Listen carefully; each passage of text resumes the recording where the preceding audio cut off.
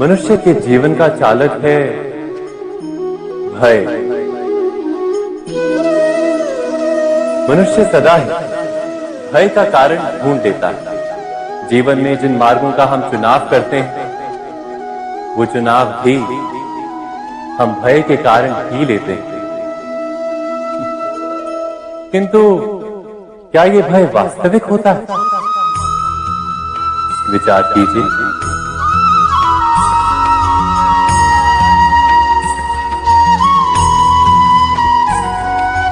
भय का अर्थ है आने वाले समय में विपत्ति की कल्पना।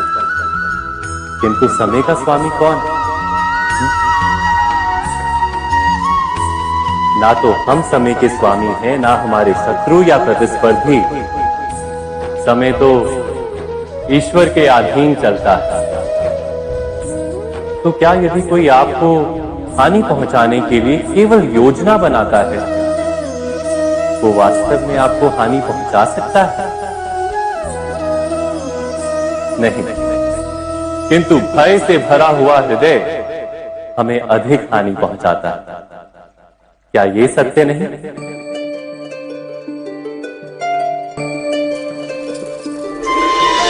विपत्ति के समय भयभीत हृदय अयोग्य निर्णय करता है और विपत्ति को अधिक पीड़ादायक बनाता है। किंतु विश्वास से भरा हृदय विपत्ति के समय को भी सरलता से पार कर जाता है। अर्थात जिस कारण से मनुष्य हृदय में भय को स्थान देता है, भय ठीक उससे विपरीत कार्य करता है। क्या ये सत्य नहीं? स्वयं विचार कीजिए।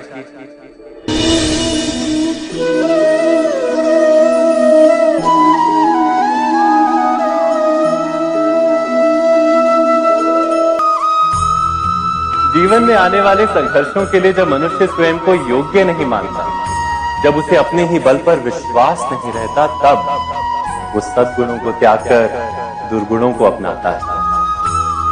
वस्तुतः मनुष्य के जीवन में दुर्जनता जन्म भी तब लेती है जब उसके अंतर में आत्मविश्वास नहीं होता। आत्मविश्वास ही अच्छाई को धारण करता है। ये आत्मविश्वास है क्या?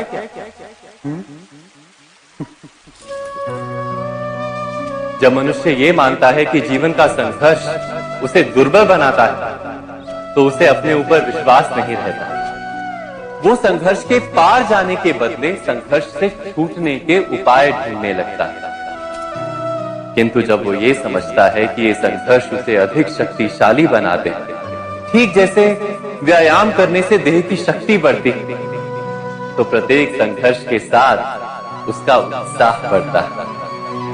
अर्थात आत्मविश्वास और कुछ भी नहीं, मन की स्थिति, जीवन को देखने का दृष्टिकोण मात्र है। और जीवन का दृष्टिकोण तो मनुष्य के अपने वश में होता है। स्वयं विचार कीजिए।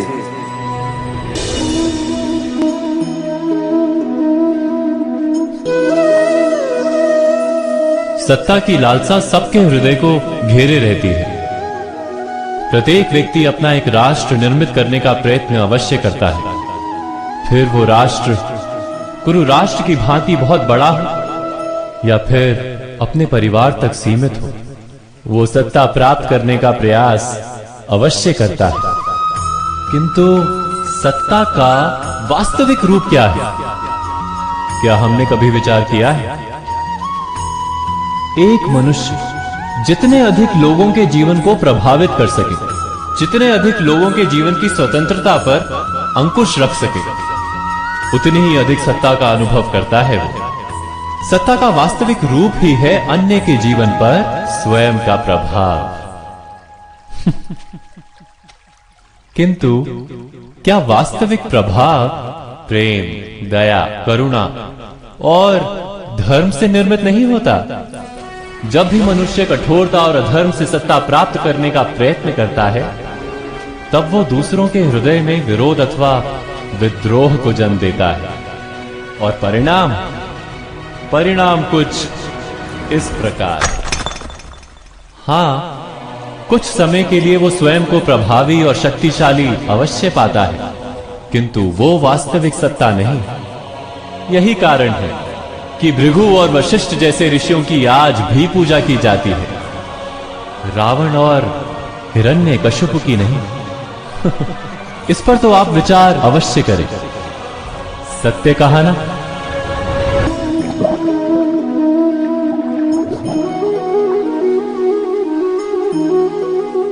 इस संसार में आने वाला प्रत्येक बालक संपूर्णतः संस्कार रहित होता है। उसके अंतर पर ना किसी अच्छे संस्कार के चिन्ह अंकित होते हैं, ना ही बुरे संस्कार के। अर्थात जन्म से बालक में ना कोई गुण होता है और ना ही कोई दोष। तो ये दोष अथवा गुण किस प्रकार प्राप्त होते हैं? क्या हमने कभी विचार किया है? जो बात माता पिता के मुख से निरंतर सुनी जाती है, वही बात उनकी संतानों के हृदय का संस्कार बनती है। जैसे किसी गांव में नदी तट तक एक पगडंडी बन जाती है केवल उस मार्ग पर बार बार चलने के कारण। अर्थात माता पिता के हृदय की इच्छाएं उनकी संतानों के हृदय का दोष अथवा गुण बनकर जन्म लेती है। क्या ये सत्य नहीं? पर फिर भी जब उनकी संतानों में कोई दोष दिखाई देता है तो माता पिता आश्चर्य और दुख से भर जाते हैं। माता पिता का हृदय ये प्रश्न करता है कि उनकी संतानों में ये कुसंस्कार आए कहां से? सत्य तो यही है कि माता पिता अपनी संतानों को अनजाने में ही कुसंस्कार के बीज दे देते हैं, जो उनके संतानों की हृदय भूमि पर कुसंस्कार का वृक्ष बनकर उगता है।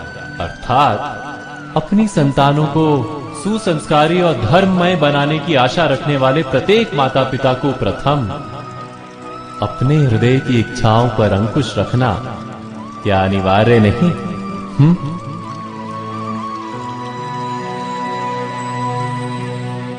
प्रत्येक माता पिता इस पर विचार अवश्य कीजिएगा।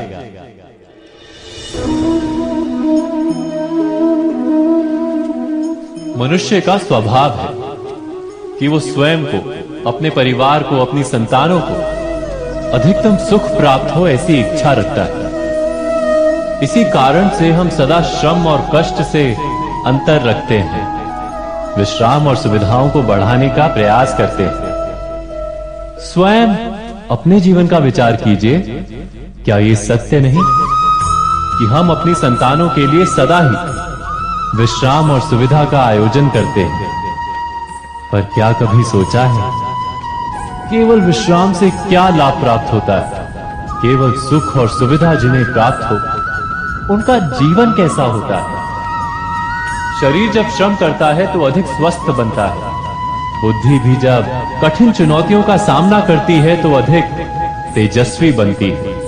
ये हम सबका अनुभव है, पर हम शायद ये भूल जाते हैं कि मन और आत्मा को जब कठिनाइयां प्राप्त होती हैं तब वे भी अधिक बलवान होती हैं।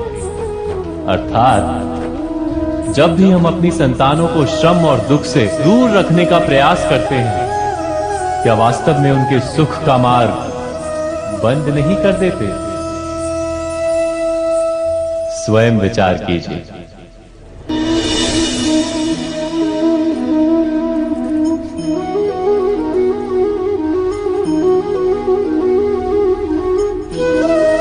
ज्ञान प्राप्ति सदा ही समर्पण से होती है, यह हम सब जानते हैं। किंतु समर्पण का वास्तविक महत्व क्या है?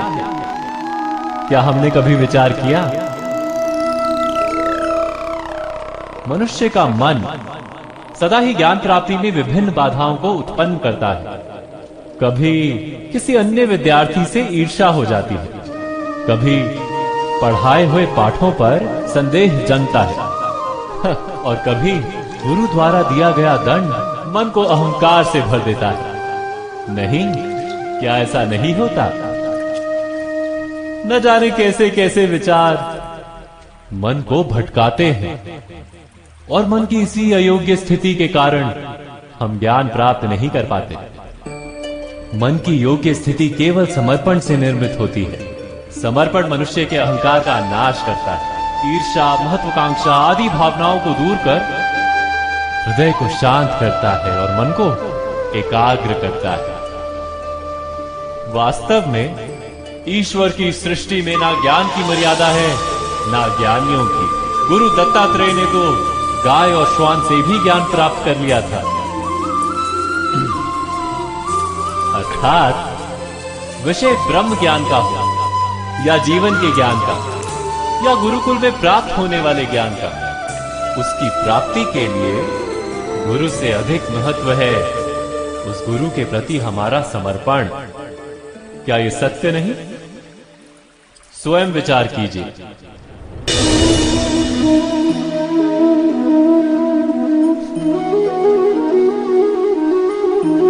एक ही गुरु के पास शिक्षा प्राप्त करने वाले सारे शिष्य एक समान विद्या प्राप्त नहीं कर पाते। सारे शिष्य गुरु की बातें सुनते हुए अवश्य दिखाई देते हैं, उनकी पूजा करते हुए दिखाई देते हैं, किंतु एक समान विद्या प्राप्त नहीं कर पाते। क्या कभी विचार किया है ऐसा क्यों होता है? सत्य तो ये है कि विद्या प्राप्त ना कर पाने वाले शिष्य समर्पण का दिखावा तो करते हैं, किंतु समर्पण का वास्तविक अर्थ नहीं समझ पाते।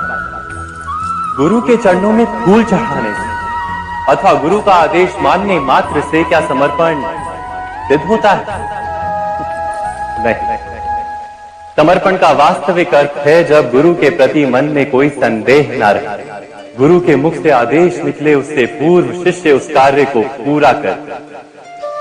गुरु के विचारों के साथ शिष्य के विचार एक हो जाए। शिष्य जब तक अपने गुरु में ब्रह्मा विष्णु महेश इनके रूप ना देखते, तब तक उसका समर्पण सत्य नहीं। वास्तव में समर्पण किसी कार्य का नाम नहीं, समर्पण तो हृदय की भावना और मन की स्थिति का नाम। अर्थात हमारे अज्ञान, क्या दोष केवल हमारे मन का नहीं?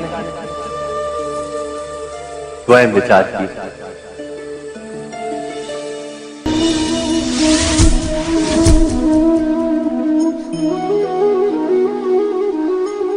श्रेष्ठता का क्या अर्थ है?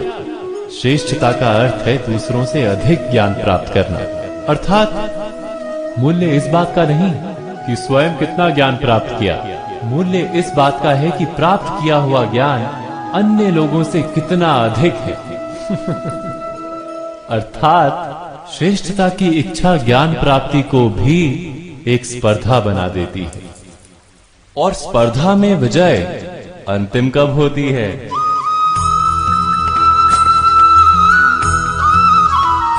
कुछ समय के लिए तो श्रेष्ठ बना जा सकता है, किंतु सदा के लिए कोई श्रेष्ठ नहीं रह पाता। फिर वही असंतोष, पीड़ा और संघर्ष जन्म लेता है। किंतु श्रेष्ठ बनने के बदले यदि उत्तम बनने का प्रयत्न करें तो क्या होगा? उत्तम का अर्थ है कि जितना प्राप्त करने योग्य है वो सब प्राप्त करना, किसी से अधिक पाने की इच्छा से नहीं, मात्र आत्मा की तृप्ति हेतु कुछ प्राप्त करना। उत्तम के मार्ग पर किसी अन्य से स्पर्धा नहीं होती, स्वयं अपने आप से स्पर्धा होती है। अर्थात उत्तम बनने का प्रयत्न करने वाले को देर अबेर सारा ज्ञान प्राप्त हो जाता है, बिना प्रयत्न के ही वो श्रेष्ठ बन जाता है। किंतु जो श्रेष्ठ बनने का प्रयत्न करता है वो श्रेष्ठ बने या ना बने, उत्तम कभी नहीं बन पाता।